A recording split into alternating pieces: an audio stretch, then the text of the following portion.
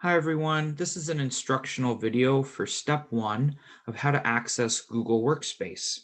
If you're not familiar with Google Workspace, formerly known as G Suite, it's basically a collection of applications available through Google. And those applications include Google Sites, Google Drive, Google Meet, Google Calendar, Google Docs, and a variety of other applications. And today we're going to be talking about how to log into your new service-related email and how to access Google Drive. So we view those as the basics and as a good starting point for learning about Google Workspace. Now we're aware that a lot of NA members are not tech savvy, and this is an educational video with that in mind. So we really try and lay out step by step, really simply, how to get on board with Google Workspace. And so if you aren't sure whether or not you currently have a service-related email address and password, the first thing you're going to want to do is contact your area web servant. They may already have an email address and password set up for you. If your web servant isn't sure, you can reach out to us. You can send us an email at google@orscna.org and we'll help you out. And so the first thing I'm going to do, if I receive my new service email and password, I'm going to go to gmail.com, and let's say I'm the RCM for the Niagara area and I've just been given my new credentials. I'm going to log in. I'm going to put in my email and my password that I've been given for my web servant, and I'm in. So you'll notice at the top right, you'll see this little R here. That's my initials for rcm@niagarana.com. That's how I know I'm in the right account. If you're like me, I have a variety of different Gmail accounts. It's really important that I'm signed into the right account so that I have, access to the appropriate documents and applications. And so let's click on this button here. This is the Google Apps button. And this is where you can see all of the applications in Google Workspace. And so at the top right is Google Drive. Let's click on the drive. And so as the RCM for Niagara, when I click on shared drives, this is what I can see. I can see the Niagara drive. I can see that currently there are 19 people who have access to the drive. So I'm going to click on that. And right now there are 4 different folders. There's an activities committee folder, area minutes, Google Workspace intro, and the Survivors Club.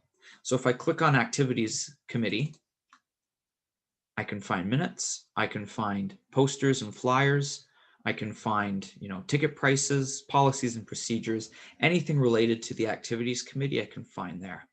Go back to the main Niagara Drive and click on the Area Minutes folder. I can see the area minutes for the past several years. If I click on Google Workspace intro, you'll find this video and the accompanying slide deck. If I click on the Survivors Club is actually the name of a home group in Niagara. So that's the great thing about this system is even a home group can have their own folder. So if your home group is all about preserving history and archives and uploading minutes, this would be a great tool for you. So here you can find business meeting minutes, literature, different preambles, treasurer's reports, anything you want. And this is great because it helps with continuity and service. So a lot of times, as we know, when a trusted servant finishes their term or steps down before their term is up, a lot of times there is a lag and maybe someone doesn't step up to that service position for months. And in that time, there might be very limited communication or no communication at all.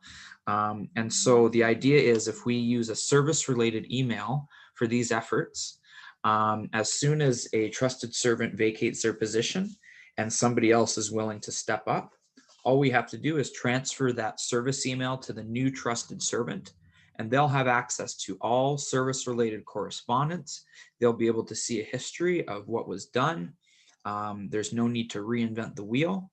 So it's a really good tool for continuity and rotation and mentorship. So if I click on Shared with Me on the left-hand side here, I'll see that there's a folder called Resources.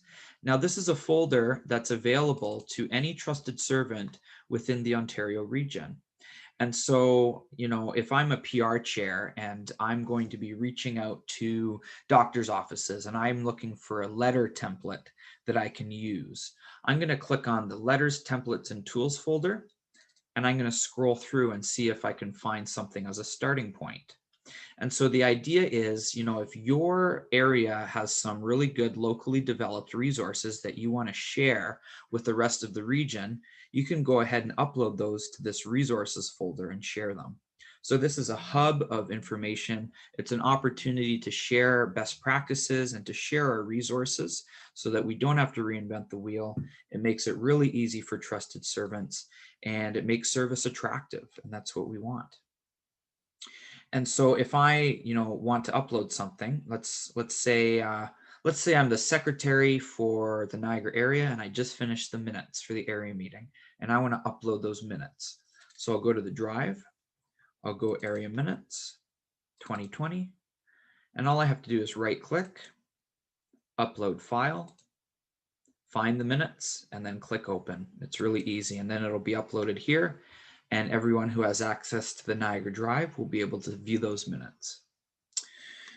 And so after you log into your new service email for the first time, you may want to add that email to your smartphone just to make it more convenient to respond to messages on the go. And so in the slide deck, there are instructions for how to add another email to your Android device and how to add another email to your Apple device.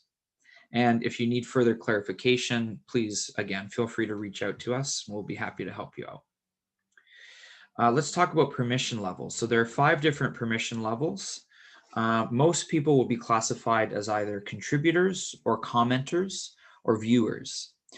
So contributors are able to add and edit files. Commenters can only view and comment on files, and viewers can only view files. So those are the 3 main permission levels that will likely be used. Content managers have the additional ability of being able to delete files. So you don't want to give that permission level to everyone. And at the top level is the manager status, and managers are able to manage content, people, and settings. So most likely the manager will be a area web servant, most likely, but that's up to each area, and they can sort of structure the permissions however they see fit. And so if you have questions, again, it's google@orscna.org. Feel free to reach out. The next training video in this series is all about Google Meet. If you're not familiar with Google Meet, it's basically Google's equivalent of Zoom. A lot of groups spend a fair bit of money on monthly Zoom fees, but with Google Meet, you don't have to pay a dime. So if money's tight and you want a way of having a weekly meeting online without paying a monthly fee, Google Meet might be an option for you. So please check out the training video or the slide deck, whatever is easier for you. And I want to thank you so much for taking some time to learn about Google Workspace and how it can help us further our primary purpose and how it can make service easier and more attractive for everyone. And I want to say thank you so much for your service.